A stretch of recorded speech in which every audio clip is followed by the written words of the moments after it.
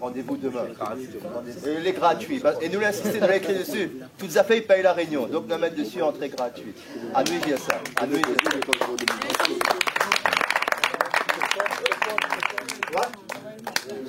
Vous voyez, Monsieur Camille, c'est pas une petite question là. Donc, notre objectif, un peu comme tous les peuples, de subir un peu le colonialisme là, je pense que un seul but, c'est vraiment de réunir nous et de capoter ce système-là. On parle à nous de méthodologie politique. Est-ce qu'on aura des conseils, par exemple, pour que cette fusion du peuple-là, cette unification-là, pour que nous puissions arriver vraiment à notre objectif?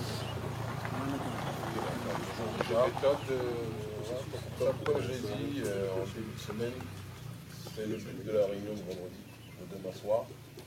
Je ne veux pas tout dire maintenant ou à chaque conférence on voit, parce que quand on est dans une conférence, à chaque fois on dévoile une partie des choses. C'est pour ça que je l'ai dit que généralement on fait moins de réunions en avant, mais c'est bien de tout dire, évidemment. On fait moins de réunions avant le meeting. La seule chose que je peux te dire, j'ai entendu tout à l'heure quelque chose qui était dit, qui nous a fait réfléchir parce qu'on a été confronté à ça, qui était il faut réunir l'ensemble du peuple avant d'agir. Je vais vous dire sincèrement, je ne crois pas à ça. Je crois que la méthode qui permettra, aujourd'hui avec les moyens de communication qu'on a, que ce soit les réseaux sociaux, qui peuvent avoir une très grande utilité quand on sait les utiliser, les réseaux sociaux, les médias, certains médias doivent avoir les contacts, et des médias à l'étranger, parce qu'Internet aide à ça aussi. Je crois que quand il y a des désaccords entre 100 associations, si vous voulez passer votre temps à rendre d'accord avec vous les 99 autres associations, on ne va jamais agir. Parce que s'il y a 100 associations, c'est qu'il y a 100 idées différentes qui voudraient être réalisées en première. Nous, notre stratégie a été différente du milieu panafricain initial. C'était à la base des additions d'associations qui se parlaient les unes et les autres, c'était les syndicats, et qui n'étaient pas forcément en contact du peuple. Nous, on a dit, on va frapper symboliquement par le biais de différentes actions électrochocs médiatiques sur des symboles des systèmes de domination, de telle sorte qu'on va attirer, par le biais des canaux de communication qui existent aujourd'hui, l'attention de ceux qui pensent comme nous dans le peuple, et qui sont plus nombreux qu'on le pense. Et de petits noyaux, en s'élargissant au fur et à mesure des actions qui étaient effectuées, le cercle concentrique s'est agrandi, et on est devenu aujourd'hui non simplement un noyau, mais aussi une chair. Et je pense que, je vous le dis parce que partout où on va, les noyaux des gens qui nous invitent sont parfois moins larges que ceux qu'on a vus ici. Vous êtes beaucoup trop nombreux même, pour dire, vous êtes déjà très nombreux. Ne croyez pas que vous n'êtes pas assez, oui, qu'il faut en réunir plus. Le nombre de gens que je vois ici, depuis qu'on est arrivé, je pense que vous n'imaginez pas votre force. Et c'est ça que parfois il faut qu'il y ait des gens de l'extérieur qui voient d'autres choses, qui puissent vous dire à quel point vous êtes fort, mais vous ne vous en rendez pas compte. Si tous ceux qu'on a vus sont capables de s'organiser, on n'est pas des enfants, on a vu qu'il y a des nuances, qu'il y a des différences, on le voit de toute évidence, entre diverses structures, etc., entre diverses têtes pensantes, on le sait ça. Mais si vous êtes capable à ce micro-niveau de vous dire, on se met d'accord pour avancer dans cette direction, dans le cadre d'un collectif peut-être plus grand, chacun va apporter sa spécificité, je peux vous assurer que vous allez être surpris du résultat, parce que le problème, les gens ne vont pas vous suivre simplement parce que vous allez parler de oui, il faut qu'on soit indépendant, oui, il faut qu'on valorise notre culture, oui, il faut que le peuple réunionnais soit respecté. Les gens ne vont pas vous accueillir pour ça. Les gens vont vous accueillir quand ils vont voir que vous êtes capable d'être à la limite des règles. Je ne dis pas de violer les règles, entendez-moi bien, mais que vous allez tutoyer les règles et les limites que le système de la plantation a imposées. Et c'est là où on passe de l'intellectualisme éternel et éphémère à des actions qui ont été effectuées à l'époque. Certains me disaient, oui, mais avant, on menait des actions coup de poing, mais ceux qui nous combattaient, qui nous critiquaient, c'était les nôtres. De toute façon, la critique existera toujours. Il y a un créateur dans cet univers, il y a des gens qui disent qu'il n'existe pas.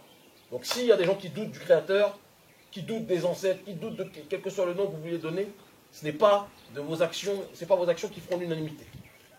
Mais le plus important, c'est que vous puissiez convaincre à chaque démarche 20, 30, 100 personnes au fur et à mesure. Et c'est comme ça que les choses vont gonfler. le LKP, les 500 frères en Guyane, l'urgence panafricaniste en Afrique francophone, je pense sont des exemples récents qui est que il y avait d'autres mouvements qui existaient. Mais eux ont été dans une démarche d'agir. Et il y a ce que l'on appelle, moi c'est ce que j'ai conceptualisé dans mon dernier livre, L'Afrique libre ou la mort, la violence symbolique. La violence symbolique n'est pas la violence physique. La violence symbolique, c'est voir les symboles de domination et de par votre présence, de par une action, de par une présence, montrer que vous bousculez ce principe de domination. Ça a été le cas en Martinique, où on est, entre autres, hein, où on est parti dans le supermarché de Ayotte. Vous vous doutez qu'on n'était pas venu pour manger du sucre. Mais dans le symbole de la canne à sucre, dire qu'on vient, qu'on prend les affaires, on ne paye pas. Certains ont menti en faisant croire qu'il était remboursé, etc. C'est beaucoup plus complexe que ça, mais là, c'est même pas le plus important. La police, au départ, est en train d'hésiter. On les arrête pas. Mais tout le monde a compris. Quand on crie pendant la mobilisation, nous ne sommes pas violents, on veut juste la justice. Nous ne sommes pas violents, on veut juste la justice. Quand on répète ça pendant l'action coup de poing, on désarme les gens, parce qu'on montre qu'on n'est pas venu en tant que terroriste. Ce que Greenpeace a fait, Greenpeace ne l'a pas inventé. Des actions spectaculaires, non violentes, mais qui alertent l'opinion publique. Et les revendications de Greenpeace ne sont pas 1/1000 de fois plus légitimes que les revendications du peuple qui est opprimé ici. Donc moi, je pense que c'est dans l'action directe, mais non violente, je le précise toujours, que la solution se trouve. Et là, il y a une question en effet générationnelle, mais pas seulement. Parce que dans toutes les actions qu'on fait de manière générale, il y a toujours des aînés. Je tiens à rendre d'ailleurs hommage à une maman qui s'appelle Maman Oulo, qui a 69 ans aujourd'hui, qui est une Sénégalaise métisse, qui nous a accompagnés depuis des années dans tout ce qu'on fait. Je tiens à rendre hommage peut-être à des gens que vous connaissez, qui sont pour moi les légendes de notre combat contemporain, qui ont 74 ans l'un et l'autre 70 ans, père et mère Dja, je ne sais pas si certains les connaissent ici, qui sont mes parents. Il n'y a pas une semaine, c'est-à-dire que quand je voyage trop, je laisse mes enfants chez eux. Il n'y a pas une semaine quand je suis au pays où je ne vais pas leur rendre visite. Ce sont mes deuxièmes parents. Et qui montrent que ce combat n'est pas qu'une question d'âge. C'est l'addition des forces. Les aînés connaissent le chemin et les jeunes ont la force de motricité. Additionnons les forces. Mais tuons la peur. Parce que l'ennemi, ce n'est pas le colon français en réalité. L'ennemi, c'est la peur qui a été inoculée depuis des siècles en nous et qui fait qu'on n'ose pas bouger. Et ce que je vous dis, je dis même de mon père qui, quand j'ai commencé à vouloir agir à 17 ans, me disait, si tu oses lever le ton contre eux, ils vont te tuer, ils vont t'emprisonner, qu'est-ce que tu vas faire de ta vie? Bien, aujourd'hui, mon père voit partout, il m'accompagne, qu'on m'a mis en prison, mais son fils est toujours debout, et qu'en plus, son fils donne de la force à des centaines de milliers, pour ne pas dire peut-être, on va parler dans l'humilité, peut-être à des millions de gens. Donc je pense qu'il arrive un moment où il faut qu'on se rende compte que personne n'est plus fort que nous sur cette terre. Ça ne signifie pas qu'on est plus fort que les autres. Mais on a toutes les possibilités. Vous avez le nombre, parce que vous êtes la majorité. Vous avez le nombre, contrairement à ce que vous pouvez imaginer. Mais il faut que vous vous fassiez entendre. Et c'est les actions, les réseaux sociaux, une bonne stratégie de communication. Certains médias qui vous accompagneront, qui feront en sorte que les actions isolées qui étaient effectuées hier n'étaient pas comprises, mais ces actions seront beaucoup plus comprises aujourd'hui. Et si ces actions sont coordonnées à d'autres actions dans un cadre plus international, c'est ce qui fera la différence. Parce qu'un seul groupe de résistance contre un pouvoir colonial peut se sentir seul. Mais lorsqu'il se rend compte qu'il y a d'autres mouvements qui sont liés à lui et qui luttent, la démarche est différente. Et c'est pour ça que partout nous allons, on noue des alliances avec les mouvements que je vous citais tout à l'heure, parce que leur lutte dans les prétendus territoires d'outre-mer, c'est une lutte anticoloniale aussi. Et le jour où le peuple de Réunion se lève, je pense que vous n'imaginez pas le bousculement géopolitique qui va se créer. Vous êtes une plaque stratégique pour trop d'endroits. Et un symbole pour trop d'endroits. Parce que même si le vivre ensemble, tel qu'il est présenté aujourd'hui, est une hypocrisie, mais la réalité du prolétariat est que le prolétariat, lui, vit déjà ensemble. Mais j'ai entendu tout à l'heure quelque chose, il y a aussi quelque chose que je dois me permettre de vous dire. C'est qu'il y a, à mon sens, c'est mon point de vue, je n'ai pas la vérité, la science infuse, il y a une double problématique. Il y a la problématique du prolétariat réunionnais, qui transcende les castes, qui transcende les couleurs, qui doit être traité. Dans le cadre du mouvement dont on parle, mais il faut aussi qu'on ait la possibilité que chaque groupe puisse parler de ses blessures. Oui. Parce que je dois vous faire ce témoignage, quand même. Parce que je ne suis pas quelqu'un dans le tabou. Depuis 20 ans que j'ai commencé l'activisme politique, c'est la première fois que, là c'était des organisations de la communauté CAF qui m'invitent, mais dans chaque réunion de la communauté CAF, il y avait des CAF et il y avait des tas d'autres personnes, alors que la thématique était de parler d'identité CAF.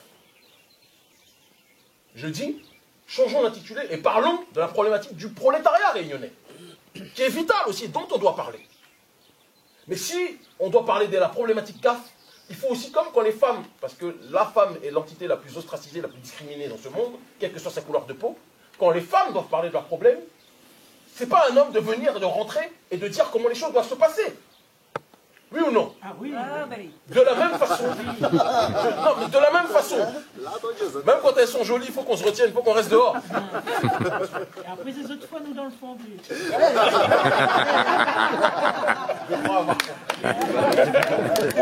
Et de la même façon, quand on parle de la problématique réunionnaise, le prolétariat, le peuple réunionnais, dans toutes ses composantes, comme vous le faites magnifiquement ici, doit se réunir, doit parler. On ne doit pas voir le fait que chacun se questionne sur ses blessures comme un problème.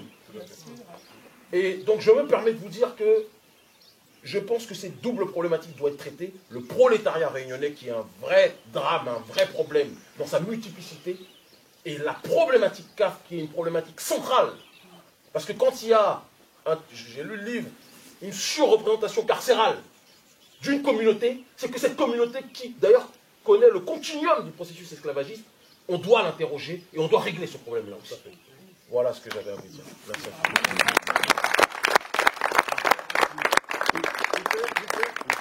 De la liberté d'expression, la protection que nous pouvons avoir, parce qu'ici, nous retrouvons à nous d'un emprisonnement depuis l'esclavage, ça commence depuis nos bonnes parents, et donc il répercute sur nous. Et donc, quelle protection nous avons maintenant, à l'heure actuelle, avec la liberté d'expression, si on exprime à nous, pour ne pas arriver à tête à magistrat ou une affaire comme ça, quoi. Voilà, quoi. Alors, je ne sais pas si je suis un bon exemple en guise de réponse, mais je te dis, cher grand frère, je pense que tu l'es un petit peu plus que moi, tu es mon aîné, c'est peut-être mon côté fou, mais moi, je n'ai jamais attendu qu'on me donne la parole pour la prendre. J'ai été condamné, je crois, comme je dis, hein, je suis un passionné de foot et leurs condamnations sont pour moi un ballon d'or. Donc j'ai pas de problème avec ça.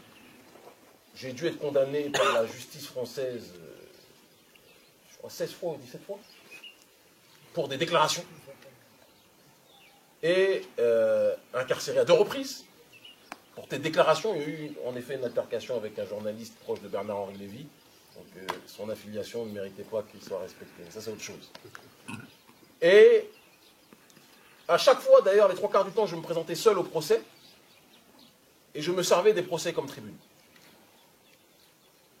Ce que j'essaie de te faire comprendre, c'est que la liberté d'expression, ce cadre, ce concept-là, c'est quelque chose qu'on ne doit pas attendre des pouvoirs publics. On doit dire ce que l'on pense, parce que l'histoire nous montre que les sociétés et que la loi d'hier n'est pas forcément la loi d'aujourd'hui. Et que parfois les hors-la-loi d'hier sont ceux qui ont permis à ce que la loi soit entre guillemets plus juste aujourd'hui.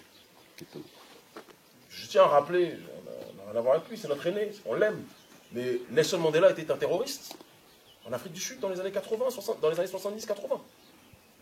On doit rappeler que Winnie Mandela était une terroriste.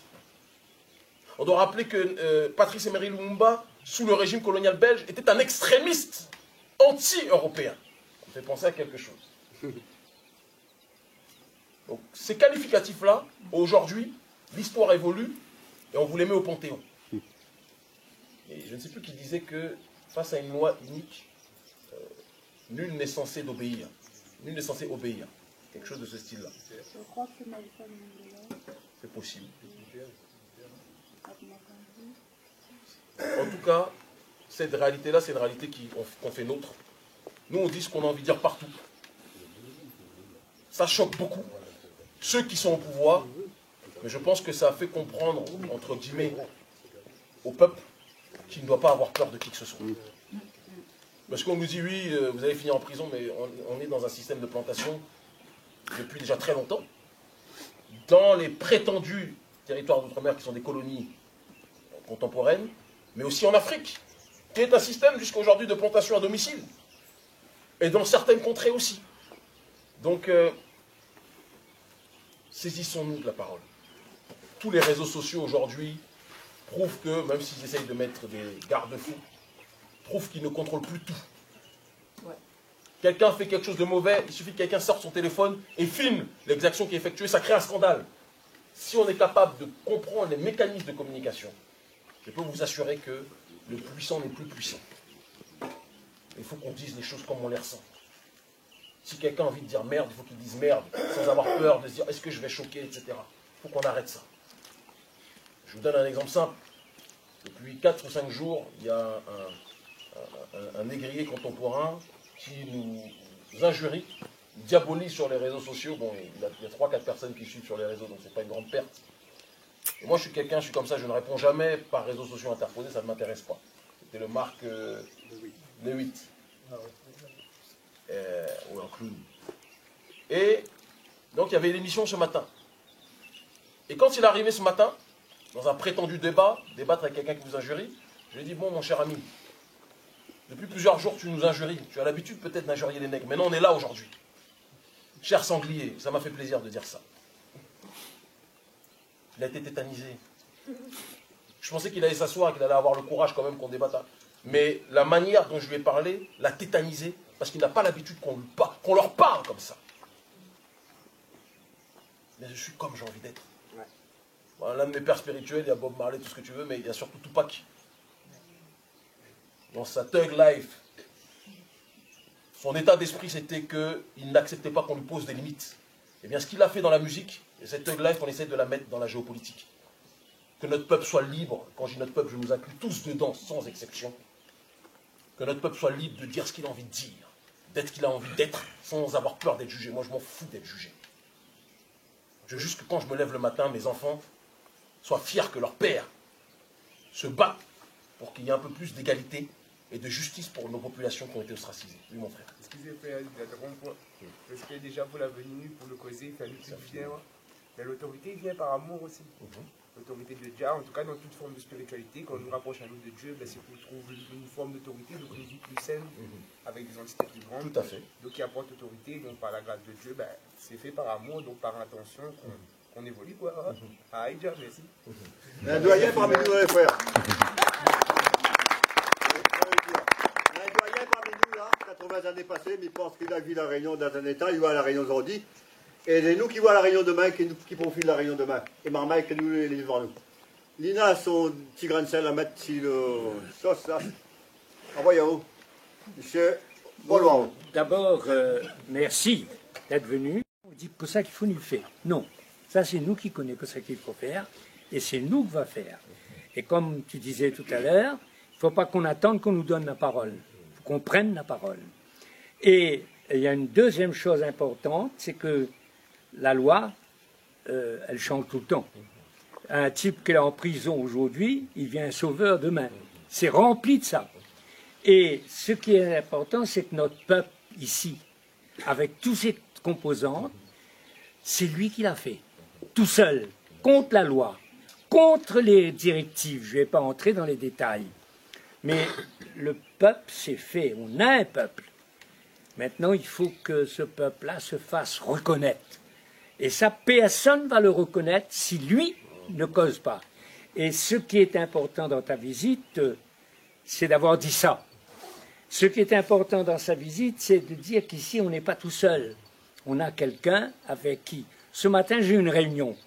On m'a dit, mais tu vois, Seba, mais c'est un extrémiste. C'est un terroriste. Mais il rencontre des blagues. Mais je dis, mais si on ne dialogue pas, il n'y a pas d'avancée. Et j'arrête là. En tout cas, merci de m'avoir invité. Merci de m'avoir invité hier aussi au repas. Et je dis à Christiane, elle a un rôle important à jouer. Et ces deux associations, le problème, c'est que des fois, une association lance une idée, les boucs récupèrent, et puis l'association, il ne compte plus. Alors, je dis à Christiane tout le temps, il faut qu'elle soit là. Et il faut que toutes les associations qui sont là, on se fasse entendre. Et on n'attend pas qu'on nous donne la parole. En tout cas, merci aux terroristes, merci à l'extrémisme.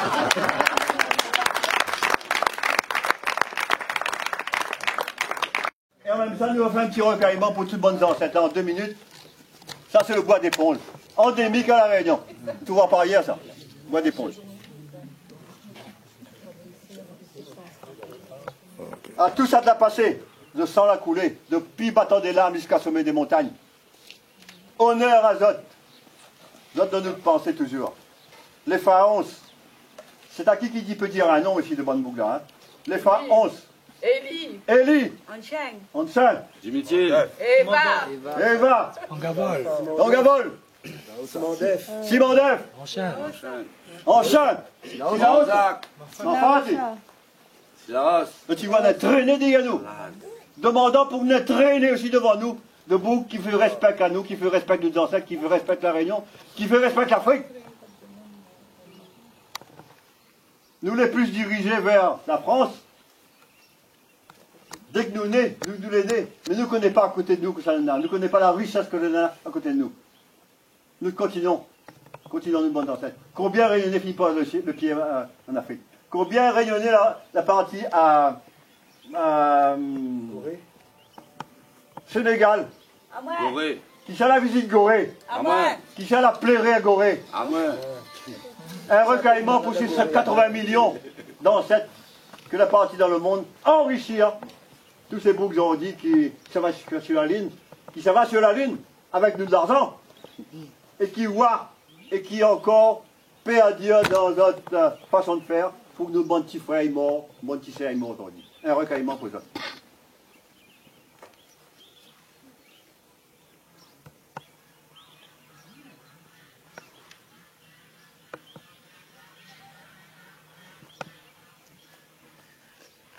Envoyons notre message à l'univers pour que la paix quand même sur la terre. Hein. Nous s'empirons dans la guerre, là nous finissons l'épreuve, le sang. Finissons l'épreuve, la misère. Mais demandons pour que demain, nos bons frères, nos bonnes petites sœurs, ils avancent dans la paix. Ils avancent dans la vie et non vers la mort.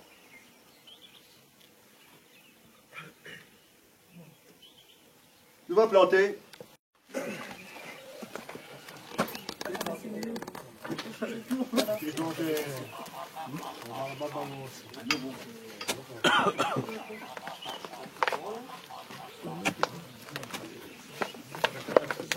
Voilà.